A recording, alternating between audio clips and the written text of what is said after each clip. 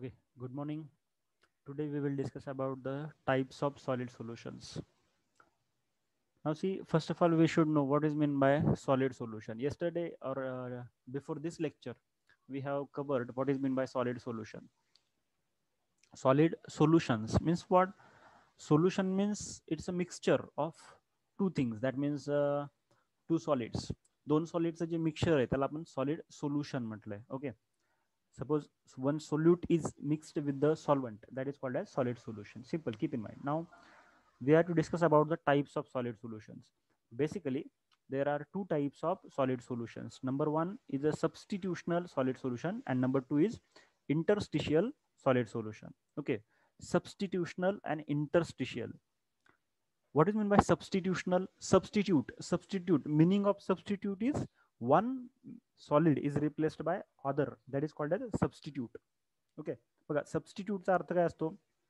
एकाच्या जागेवरती दुसरा आपण घेतो, म्हणजे एकाला बाहेर काढतो आणि दुसरा त्यात ठेवतो, त्याला आपण सबस्टिट्यूट म्हटलं. ओके, तर त्या टाईपचं जे सोल्युशन आहे तर त्याला आपण सबस्टिट्यूशनल सॉलिड सोल्युशन म्हणतो. Second is interstitial solid solution.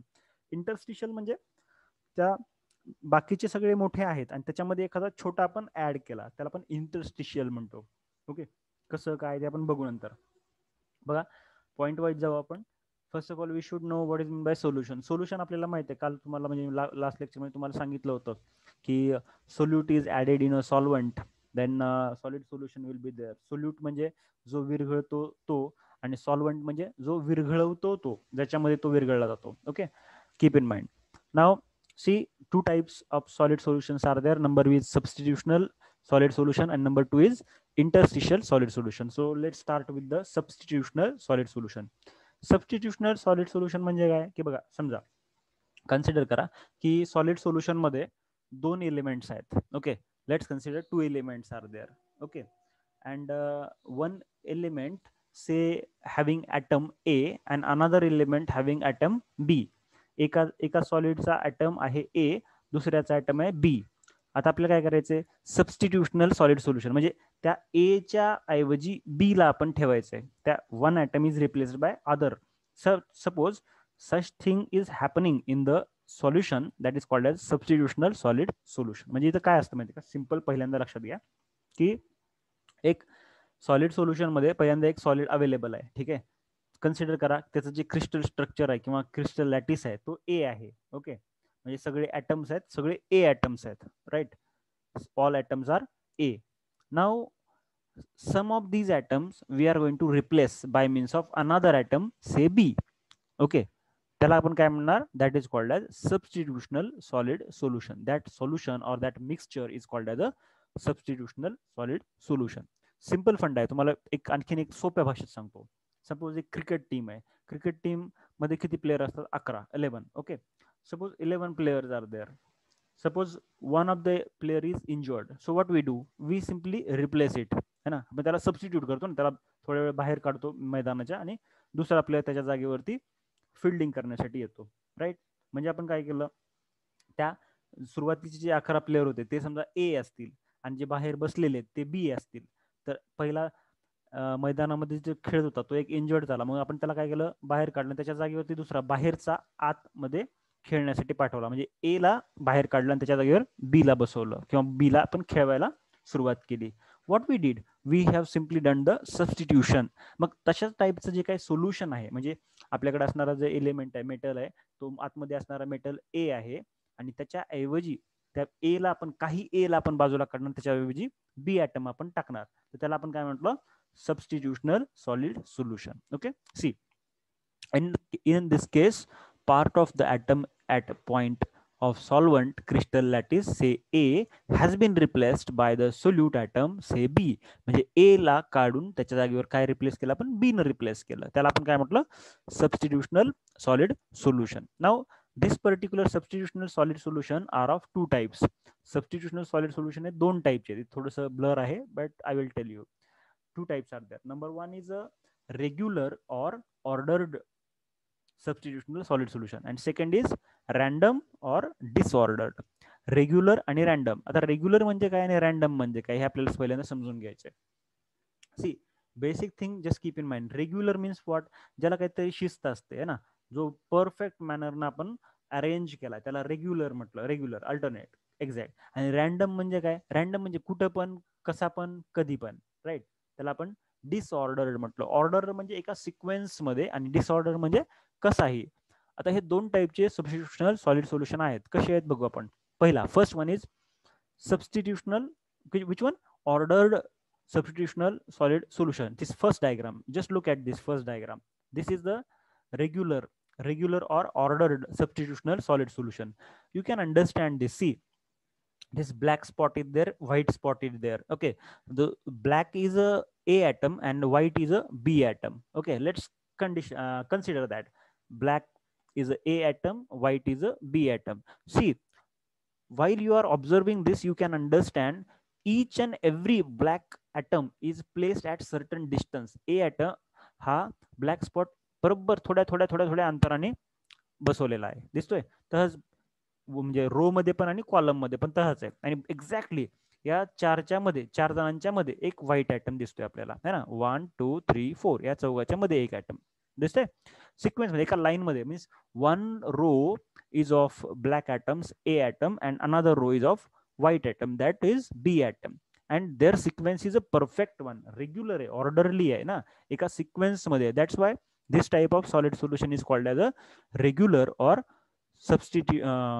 ordered, regular or ordered substitutional solid solution. म्हणजे याच्यात काय केलं आपण, समजा सुरुवातीला सगळे जर ब्लॅक असते तर हे जे एवढे इथं जे असणारे ब्लॅक आहेत ना, त्यांना काढून आपण काय केलं, तिथं व्हाईट टाकलं. म्हणजे आपण सबस्टिट्यूशन केलं. कोणाचं केलं तर या ॲटम्सचं केलं. म्हणून या टाईपच्या ॲटमला किंवा या टाईपच्या सोल्युशनला आपण म्हटलंय ordered or regular substitutional solid solution. Keep in mind. Okay, म्हणजे याच्यात फक्त लक्षात घ्यायचं की सिक्वेन्स मेंटेन केलाय त्यांनी. Okay, then second type is disordered substitutional solid solution or random. रॅन्डमचा अर्थ काय, सी हिअर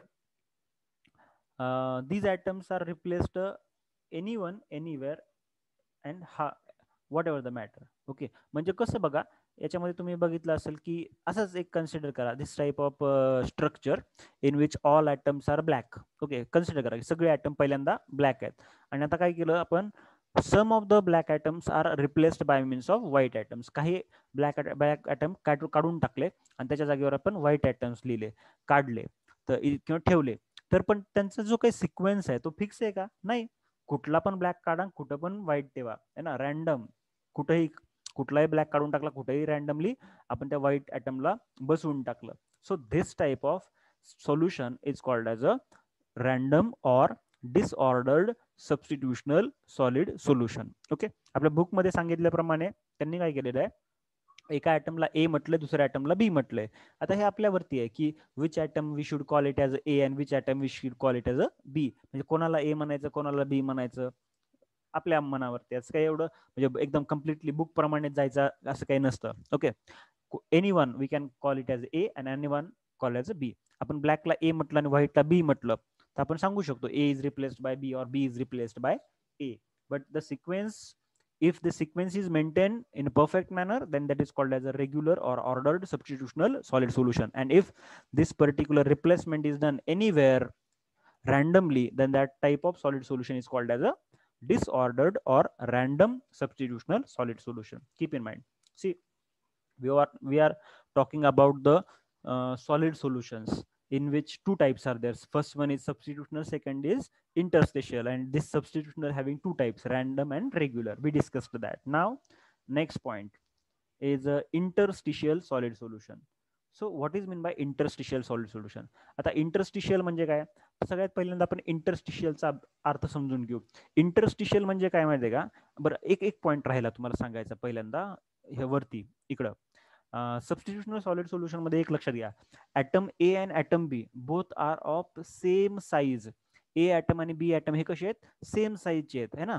बघा सगळे all this black spot, all this white spot, all are same size, सगळे सेम साईजचे आहेत. ओके, फक्त सिक्वेन्स मध्ये रिप्लेस केले तर रेग्युलर म्हणा आणि कसे पण रिप्लेस केले तर रॅन्डम म्हणायचं. ओके, आता इथं सबस्टिट्यूशनल मध्ये आणि इंटरस्टिशियल मध्ये काय फरक आहे सांगतो. इथं सबस्टिट्यूशनल मध्ये आपण बघितलं की all atom are of same size, but here in the interstitial solid solution all these atoms are not of same size. ते सगळ्या सेम साइजचे नाही आहेत.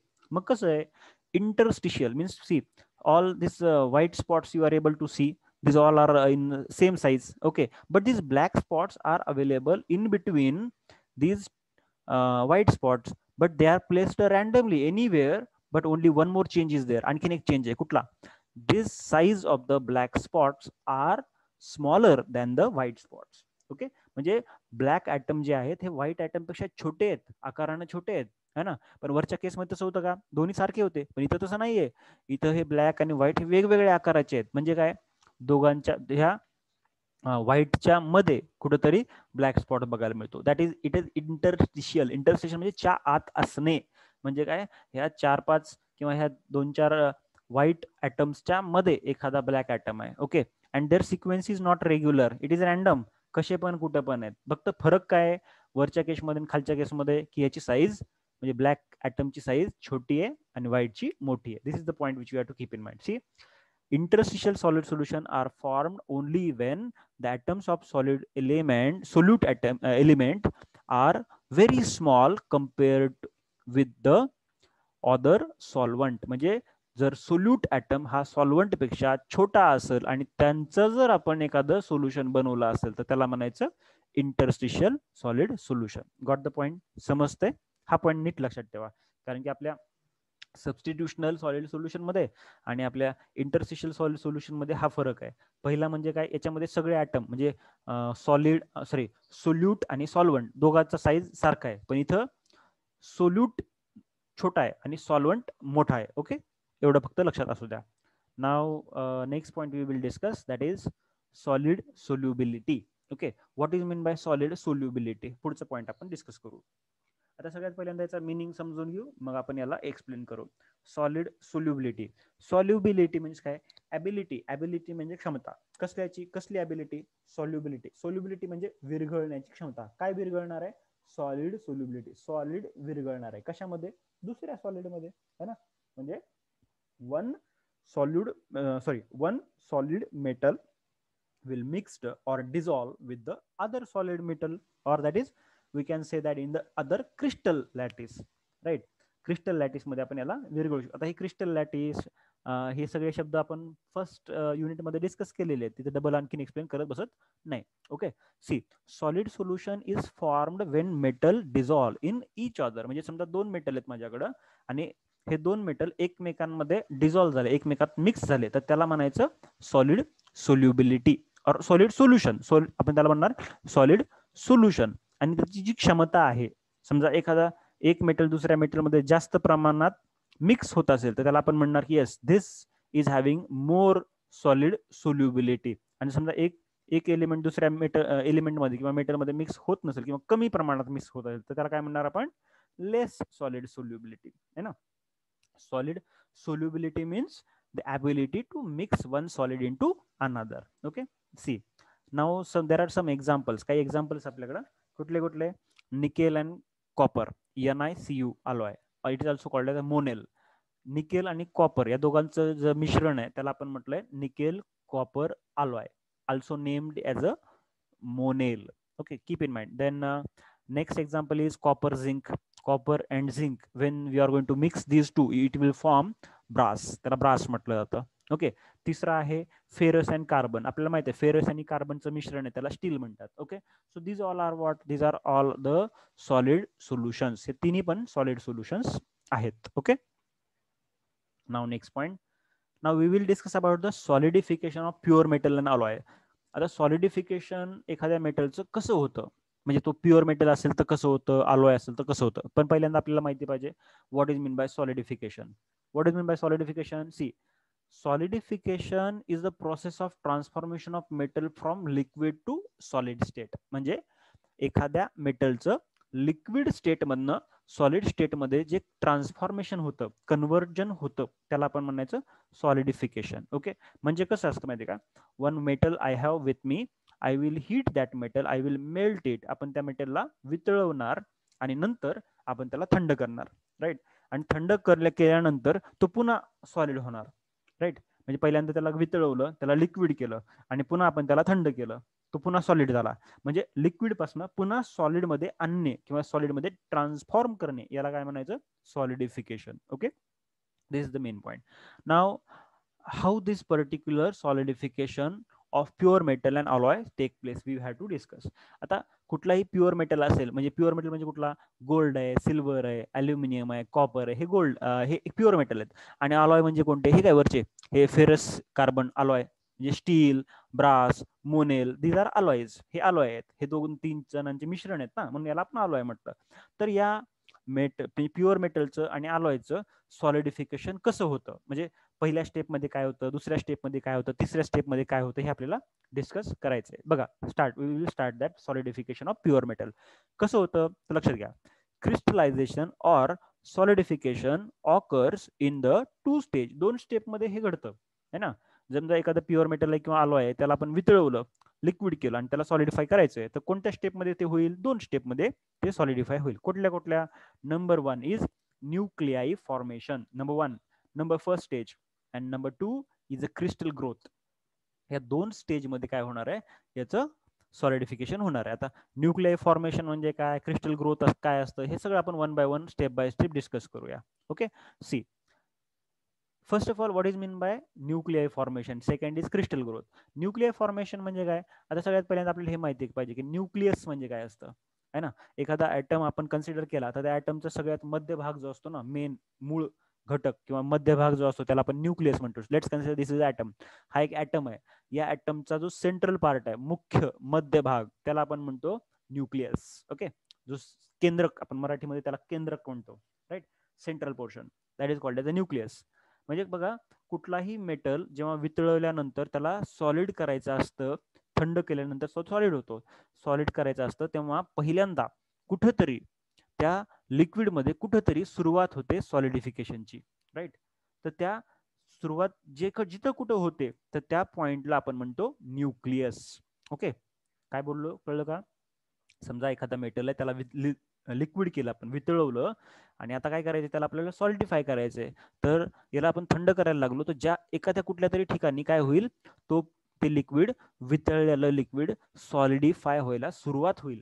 ज्या ठिकाणी ही सॉलिडिफिकेशन होण्याची सुरुवात होते, तर त्या पॉइंटला आपण म्हणतो न्यूक्लियस फॉर्मेशन, राईट. कळतंय. म्हणजे कसं की इथं ती पहिल्यांदा सॉलिडिफिकेशनची सुरुवात होते, आणि मग याच्या आजूबाजूला आणखीन काय होतं, सॉलिडिफिकेशन वाढत जातं. म्हणजे बाकीचं पण काय होतं, सॉलिडिफिकेशन वाढत जातं. पण जो मेन भाग आहे, ज्या ठिकाणी सॉलिडिफिकेशनची सुरुवात झाली, त्याला आपण काय म्हणणार, न्यूक्लियस फॉर्मेशन. हा सेंट्रल पार्ट, न्यूक्लियस फॉर्मेशन. आणि नंतर हे न्यूक्लियस फॉर्मेशनमुळे काय झालं, ह्याचे जे क्रिस्टल्स आहेत हे वाढत गेले, त्याला हे वाढत जाणं, याला आपण म्हणतो क्रिस्टल ग्रोथ. कळतंय. आणि मग हा अख्खा पार्ट काय झाला, सॉलिडिफाय झाला. झेपते काय बोललो ते, कळतंय. जे लिक्विड सॉलिड होता, त्या लिक्विड सॉलिडला जर आपण थंड करायला लागलो, तर काय होणार आहे, त्याचं सॉलिड तयार व्हायला सुरुवात होते. आणि ज्या ठिकाणी ही सुरुवात होते, सेंटर पोर्शनला, तर त्या पर्टिक्युलर पॉइंटला आपण म्हणतो न्यूक्लियस फॉर्मेशन. ओके, आणि नंतर ही न्यूक्लियस फॉर्मेशन काय होते, वाढत जाते, आणि त्याला आपण म्हणतो crystal growth or this solidification growth. Okay, one more time I will explain all these point one by one point wise. Nucleus formation or nuclear formation. Nuclear formation कसं तयार होतं बघा. Atoms in a liquid state are not steady. Liquid state मध्ये असणारे item हे steady नसतात, हे randomly इकडे तिकडे मूव्ह होत असतात. But when the liquid is cooled, पण जेव्हा आपण लिक्विड थंड करतो, तेव्हा काय होईल, then this atom movement will decrease. म्हणजे ज्यावेळेस आपण लिक्विडला आपण थंड करतो, तेव्हा हे जे ॲटम रॅन्डमली इकडे तिकडे जातात ना, त्यांची मुवमेंट कशी होते, कमी होते, त्याची मुवमेंट स्टॉप होते जवळपास. आणि मग काय होतं, then atom bond together and nucleus formation will start. म्हणजे हे जे ॲटम आहेत, जे रॅन्डमली इकडे तिकडे जात आहेत, ते न जाता एका जागेवरती स्थिर होतात, आणि काय होतात, मग बॉन्डिंग त्यांची होते. म्हणजे एक ॲटम दुसऱ्या ॲटमला कनेक्ट होतो, दुसरा ॲटम तिसऱ्या ॲटमला कनेक्ट होतो, आणि काय होतो, तो स्टेबल होतो, म्हणजे तो सॉलिडिफाय होतो. ओके, पण ह्याची सुरुवात कुठून झाली, एका छोट्याशा न्यूक्लियस सेंटर तयार करण्यापासून. ओके, म्हणून आपण या पहिल्या स्टेपला म्हटलं nuclei formation. Okay, now second one is crystal growth. आता एक न्यूक्लियस फॉर्मेशन तर झालं, आता त्याला ग्रोथ व्हायला पाहिजे. कशी होणार? That is called as crystal growth. See, when the temperature of liquid is further drop. आता न्यूक्लियस फॉर्मेशन झाल्यानंतर आणखीन तुम्ही याचं टेम्परेचर कमी करा, आणखीन कमी करा, मग काय होईल बरं? न्यूक्लियस ग्रोथ व्हायला चालू होईल, क्रिस्टलची ग्रोथ होईल, म्हणजे आणखीन तो थंड व्हायला लागला, आणखीन हे सगळे ऍटम्स एकमेकाला कनेक्ट व्हायला लागले. मग काय होईल? असे अनेक, म्हणजे पहिल्या सुरुवातीला तर एक न्यूक्लियस तयार होत होता, असे अनेक न्यूक्लियस काय होतील? तयार होतील. ऍट कुठं? व्हेरियस पॉईंट, वेगवेगळ्या जागेवरती अनेक न्यूक्लियस तयार होते. आणि काय होईल? These are centres of crystallization. याला आपण काय म्हणणार? हे अख्ख्या सॉलिडचं, म्हणजे क्रिस्टलचं किंवा अख्ख्या सॉलिडचं सेंटर म्हणणार. Okay, this crystal develop by the addition of atoms in 3 dimension. Obviously मी तुम्हाला डायग्राम जस्ट काढून दाखवली होती एक, की बघा सुरुवातीला काय झालं, की एक असा ॲटम होता, इथं पहिल्यांदा सेंटर तयार झालं, मग असे बाकीचे सगळे तयार होत गेले, है ना, असे तयार होत गेले सगळे, आणि क्रिस्टलची काय झाली? ग्रोथ झाली, राईट, आणि अख्खा पार्ट काय झाला? सॉलिड झाला. Okay, this point we have to keep in mind. सुरुवातीला सुरुवात झाली इथं सेंटरला, आणि मग हे काय झाली? क्रिस्टल ग्रोथ झाली. आणि ती क्रिस्टल ग्रोथ कशी होणार आहे? 3 डायमेन्शनल होणार आहे. तिन्ही डायमेन्शन मध्ये, एक्स वाय झेड सगळ्या डायमेन्शन मध्ये ही क्रिस्टल ग्रोथ होत राहणार आहे. Okay, just try to understand this particular thing. So this is called as a nucleus formation. Second is crystal growth.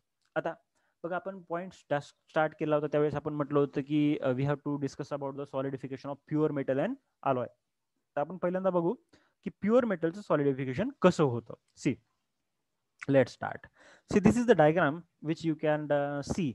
He diagram तुम्हाला दिसते. या डायग्राम मध्ये तुम्हाला एक गोष्ट कळते का, की एक्स ऍक्सिस वरती काय? टाइम, आणि वाय ऍक्सिस वरती काय? Temperature, right.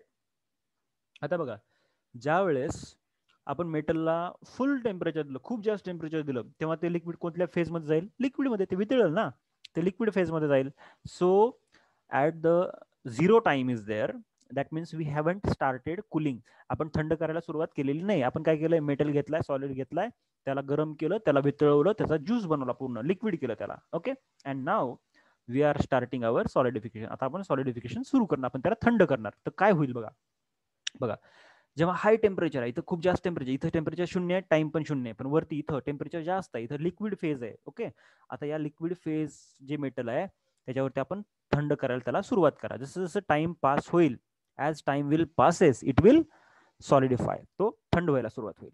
बरं, इथं बघा, A point number 1 here, A point is there, and at A point liquid phase of the metal is present, right? As time passes, what will happen? Temperature will go down. आपण त्याला थंड करतोय, म्हणजे जसा जसा वेळ जाईल तसं तसं तसं त्याचं टेम्परेचर कसं होईल? कमी कमी कमी कमी होत जाईल, राईट. पण ए टू बी या कम्प्लीट प्रोसेसमध्ये तो लिक्विड फेज मध्येच राहील. ओके, सुरुवातीला काय होईल? फक्त त्या लिक्विडचं टेम्परेचर कमी होईल, पण त्याचं सॉलिडिफिकेशन होणार नाही. What I said, keep in mind ना, ए टू बी मध्ये फक्त त्याचं टेम्परेचर कमी होईल, पण सॉलिडिफिकेशन सुरू झालेलं नाहीये. Okay, means during this particular phase only liquid is present. Now B2C. आता B2C मध्ये काय होईल? At point B solidification will start. इथं सॉलिडिफिकेशन सुरुवात होईल, पण आणि सी पॉइंटला काय होईल? Solidification end. Okay, A B पॉइंटला सॉलिडिफिकेशन सुरुवात होईल, बी पॉइंटला, सी पॉइंटला सॉलिडिफिकेशन एंड होईल.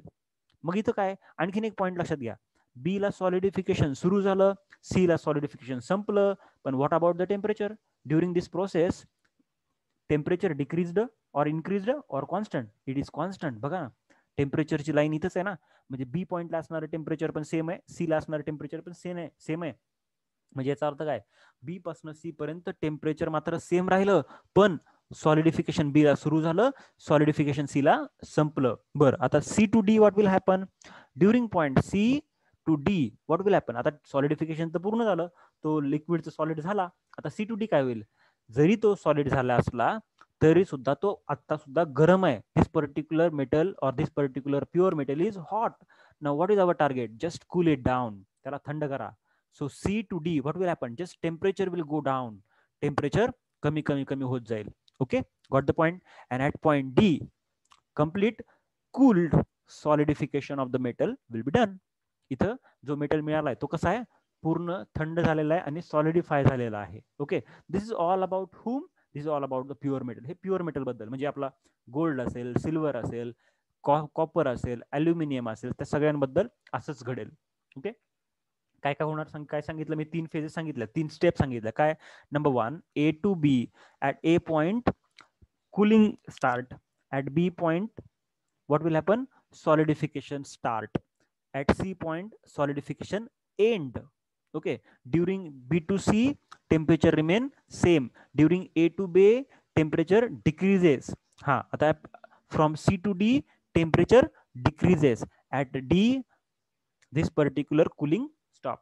थंड होऊन संपलं ना, कम्प्लीट थंड करून टाकलं आपण त्याला रूम टेम्परेचर पर्यंत. रूम टेम्परेचर म्हणजे 27 degree Celsius. Okay, so this is all about. आता हेच पॉईंट आपण इथं खाली काय म्हटले, पॉईंट वाईज दिलेले आहेत. चला, मी ऑलरेडी एक्सप्लेन केलं तुम्हाला, तरी पण आपण इथं पॉईंट वाईज डिस्कस करू. बघा, pure metal melt and solidify at single temperature which may be termed as a freezing point or solidification point as shown in the figure. म्हणजे काय, प्युअर मेटल जो आहे ना, त्याला मेल्ट केलं, वितळवलं आणि त्याला सॉलिडिफाय केलं, त्याला एका टेम्परेचरला आणलं तुम्ही, कुठलं, फ्रीजिंग पॉईंटला आणलं, म्हणजे त्याला तुम्ही सॉलिडिफाय केलं.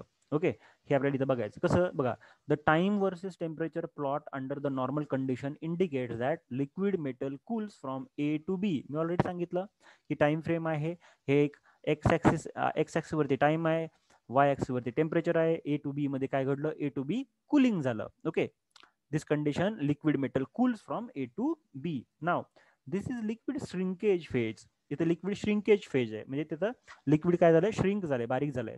Here heat is liberated. Obviously cooling झाले म्हणजे हीट बाहेर निघून गेली है ना, त्या मेटल मधली हीट बाहेर निघून गेली. Now pure metal solidify at constant temperature shown in the figure and solidification start at B and end at point C. म्हणजे सॉलिडिफिकेशन बी ला सुरू झालं, सी ला ते संपलं. टेम्परेचर कसं आहे, कॉन्स्टंट आहे, म्हणजे सॉलिडिफिकेशन होत असताना टेम्परेचर कॉन्स्टंट राहतं. Okay, then C to D, what happens C to D, solid metal cools and tends to reach room temperature. म्हणजे C to D मध्ये टेम्परेचर काय झालं, कमी झालं, म्हणजे ह्या मेटलचं टेम्परेचर कमी झालं, हे कूल झालं, थंड झाला, आणि कुठपर्यंत, डी पॉईंट पर्यंत. आणि डी पॉईंटला काय म्हटलं आपण, रूम टेम्परेचर. रूम टेम्परेचर म्हणजे किती टेम्परेचर असतं, 27 degree Celsius, 27 degree Celsius. Okay, that 27 degree is a room temperature. Okay, keep in mind. So this is the process of solidification for pure metal. म्हणजे pure metal मध्ये अशा पद्धतीने solidification होत असतं. Okay, now second point we have to discuss, that is solidification of alloy. समजा एखादा alloy असेल तर त्या अलॉयचं सॉलिडिफिकेशन कसं होणार, एकदम सिंपल आहे बघा, सांगतो. जसं आपण वरती शिकलो ना, same to same point we have to keep in mind here also, but only one difference is there. What is that difference? Difference is this is alloy. हा अलॉय आहे. अलॉय म्हणजे काय, alloy means mixture of two or more than to element. दोन किंवा दोन पेक्षा जास्त एलिमेंटचं मिश्रण, त्याला आपण म्हटलं अलॉय. जसं की एक्झाम्पल बघितले आपण, आयर्न अँड कार्बन, FeC है ना, कार्बन आणि आयर्नचं मिक्सचर म्हणजे स्टील इज अलॉय. त्यानंतर brass is alloy. Monel, that nickel and copper, that is monel, तो पण अलॉय आहे. आता त्याला जर आपण गरम केलं, वितळवलं, ओके, आणि त्याला आपण थंड केलं तर तो कसा थंड होईल बघा. See, now we have alloy and alloy is heated at high temperature. Right now it is in the liquid phase. Okay, that point is A point ला काय आहे, हा alloy liquid phase मध्ये प्रेझेंट आहे. Okay, now start cooling it, याला थंड करायला चालू करा. Then A to B, what will happen, you are able to see A to B temperature goes on decreasing. A to B मध्ये काय झालं, टेम्परेचर कमी होत चाललंय. A to B temperature is decreasing, but during this particular phase remain liquid. म्हणजे ए पासून बी पर्यंत temperature कमी होईल, पण तो सॉलिडिफाय होणार नाही. तो कुठल्या फेज मध्ये असेल, लिक्विड फेज मध्येच असेल. राईट, आता बी पॉइंटला आलो आपण. Now B to C, what will happen, see at point B solidification start. B पॉइंटला काय होईल, सॉलिडिफिकेशन स्टार्ट होईल, आणि सी पॉइंटला काय होईल, सॉलिडिफिकेशन एंड होईल, सॉलिडिफिकेशन पूर्ण होईल. पण एक फरक आहे, कुठला, B to C, at point B and at point C temperature difference is there. B पॉइंटला टेम्परेचर आहे, कन्सिडर करू आपण, त्याला नाव देऊ TB, आणि C पॉइंटला टेम्परेचर आहे TC. बरं, याच्यामध्ये आणि आपल्या पहिल्या प्युअर मेटलच्या मध्ये काय फरक आला, प्युअर मेटल मध्ये बी आणि सी एकाच टेम्परेचर लेवलला होते, अशी हॉरिझॉन्टल लाईन होती बघा, तुम्ही वरती बघा, हे बघा हॉरिझॉन्टल लाईन आहे ना. हा, पण इथं कशी आहे, हॉरिझॉन्टल लाईन आहे का, नाही. म्हणजे बी आणि सी दोन पॉईंटला असणार टेम्परेचर डिफरन्स आहे, डिफरंट आहे, वेगळं आहे. बीचं टेम्परेचर आहे टीबी, सीचं टेम्परेचर आहे टीसी. पण B point, at B point what happens here, solidification start. इथे सॉलिडिफिकेशन सुरुवात झाली आणि टेम्परेचर कमी कमी होत राहील आणि सी पॉइंटला सॉलिडिफिकेशन पूर्ण होईल. Okay, now C to D, what will happen during this C to D. C to D मध्ये बघा, सी पॉइंटला तर सॉलिडिफिकेशन पूर्ण झालंय, तो सॉलिड झालाय. मग आता काय राहिलं, पण तो गरम आहे ना, हीट आहे त्याच्यामध्ये, ती हीट आपल्याला बाहेर फेकून द्यायची आहे. That means from C to D only cooling will take place, थंड होईल हा. कुठपर्यंत, ऍट पॉइंट डी. डी पॉइंटला काय असतं, D point is room temperature. Room temperature म्हणजे 27 डिग्री सेल्सिअस. क्लिअर.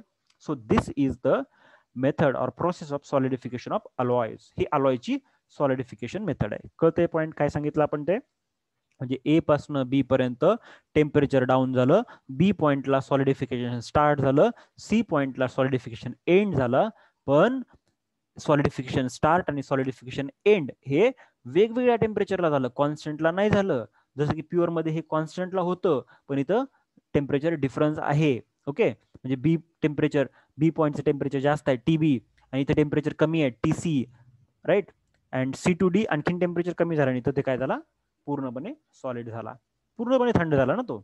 बघा, ए टू बी या रिजन मध्ये liquid, B to C region मध्ये लिक्विड प्लस सॉलिड, आणि C to D complete solid, कारण की पूर्ण थंड झाला. Okay, so just keep in mind this point regarding solidification of alloys. Okay, राहील लक्षात हा पॉइंट. हे झालं आपण इथं बघितलं solidification of pure metal and alloys. Now next point, very important is this. Now see, okay, cooling curves equilibrium diagram for isomorphous eutectic and eutectoid system. तीन system आहेत आपल्याकडं. ओके, म्हणजे आयसोमॉर्फस सिस्टम आहे, युटेक्टिक सिस्टम आहे आणि युटेक्टॉइड सिस्टम आहे. तर या तिन्ही सिस्टीम मध्ये कुलिंग कर्व जे आहेत ते कसे असतात हे आपल्याला डिस्कस करायचं. कुलिंग कर्व म्हणजे काय, कर्व म्हणजे आपल्याला माहिती आहे, एखादा कर्व आपण काढतो ना, तर त्याला आपण कर्व म्हटलं. पण कुलिंग कर्व म्हणजे काय, म्हणजे ह्या मेटलला आपण गरम करणार आहे आणि त्याला थंड करत असताना ज्या काही फेजेस तुम्हाला चेंज होताना बघायला मिळतील त्या आपल्याला ड्रॉ करायच्यात. त्या ड्रॉ केल्यामुळं जे तयार होईल डायग्राम, त्याला आपण म्हटलं कुलिंग कर्व इक्विलिब्रियम डायग्राम. तर ही कुलिंग कर्व इक्विलिब्रियम डायग्राम कुणासाठी काढायची आहे, पहिली तर ही आपल्याला आयसोमॉर्फस मटेरियल, आयसोमॉर्फस सिस्टम साठी काढायची, नंतर युटेक्टिक सिस्टम साठी काढायची, आणि नंतर युटेक्टॉइड सिस्टम साठी काढायचे. ठीक आहे, तर त्याबद्दल आपण बघू की आयसोमॉर्फस म्हणजे काय, युटेक्टिक म्हणजे काय, युटेक्टॉइड म्हणजे काय. I will try to explain all this point, but हे सगळे पॉईंट तुम्हाला पुन्हा आपल्या आयर्न कार्बन इक्विलिब्रियम डायग्राम मध्ये येणार आहेत. उलट त्या डायग्राम मध्ये जेव्हा आपण शिकू ना, तेव्हा जास्त चांगल्या पद्धतीनं क्लिअर होईल. ऍक्च्युली कसं आहे की आयसोमॉर्फस सिस्टीम, युटेक्टिक सिस्टीम, युटेक्टॉइड सिस्टीम हे पहिल्यांदा आपण बेसिक छोटं छोटं समजून घ्यायचं, नंतर iron carbon equilibrium diagram discuss करणार, तिथं ते जास्त क्लिअर होतं. पण माझा अनुभव असा आहे की हे तुम्हाला पहिल्यांदा हे जर सांगितलं हे तुम्हाला कळतच नाही, पण आयर्न कार्बन इक्विलिब्रियम डायग्राम सांगितले आणि नंतर याच्याकडे आलं तर ते उलट जास्त चांगल्या पद्धतीने समजतं. ओके, तरी आपण स्टार्ट करू. फक्त थोडंसं पॉईंट मी एकदम ओझरतं सांगणार आहे याच्याबद्दल, आणि नंतर डायरेक्ट आपण आयर्न कार्बन इक्विलिब्रियम डायग्राम मध्ये डिटेलमध्ये डिस्कस करूया. Okay, so let's start. See equilibrium diagram in wide use are binary diagram. आपण जस्ट डिस्कस केलं पहिल्या लेक्चरमध्ये की इक्विलिब्रियम डायग्राम कशी आहे, युनरी, बायनरी आणि टर्शरी. ज्याच्यामध्ये समजा एक एलिमेंट असेल तर त्याला युनरी म्हणायचं, दोन एलिमेंट असेल तर बायनरी म्हणायचं, तीन एलिमेंट असेल तर टर्शरी म्हणायचं. पण जनरली ही डायग्राम कशी असते, बायनरी असते, म्हणजे दोन एलिमेंट याच्यामध्ये असतात. So binary alloy system are again classified into these types. हे आणखीन काही टाइप मध्ये क्लासिफिकेशन झालेलं आहे. कुठले कुठले, number 1 components completely soluble in liquid state, आणि दुसरं ट्रान्सफॉर्मेशन इन सॉलिड स्टेट. म्हणजे जर का असलेले बायनरी एलिमेंट मध्ये असणारे कंपोनेंट जर पूर्णपणे लिक्विड स्टेटमध्ये सॉल्युबल असतील, वितळणारे असतील, तर कुठल्या टाईप आहेत, त्याच्या 4 टाईप आहेत. कोणत्या कोणत्या, completely soluble in solid state called as isomorphous system. बघा, जर का दोन एलिमेंट एकमेकांमध्ये कम्प्लिटली सॉल्युबल असतील तर त्याला म्हणतात आयसोमॉर्फस सिस्टीम. ओके, बघा, then second is insoluble in solid state. Solid स्टेटमध्ये तो सॉल्युबलच नाहीये, म्हणजे इनसॉल्युबल आहे, तो वितळतच नाहीये किंवा मिक्स होतच नाहीये, तर त्याला म्हणायचं युटेक्टिक सिस्टीम. आणि तिसरी partially soluble in solid state, म्हणजे थोड्या प्रमाणात सॉलिड स्टेटमध्ये मिक्स होतो, त्याला म्हणायचं eutectic system type 2. Okay, keep in mind. Then fourth one is a peritectic system. हे सगळे सिस्टीम आपण डिस्कस करणार आहे. नंतर transformation in solid state, here 2 types are there. Number 1 is eutectoid and second is peritectoid. Okay, नीट लक्षात ठेवा फक्त नावं, कारण हे आपल्याला सगळे नावं आयन कार्बन इक्विलिब्रियम डायग्राम मध्ये येणार आहेत. आपण त्याला डिस्कस करणार आहोत. ओके, हे सगळे आपण डिस्कस करणार आहेत. हे सगळं आपण नेक्स्ट लेक्चर मध्ये डिस्कस करूया. ठीक आहे.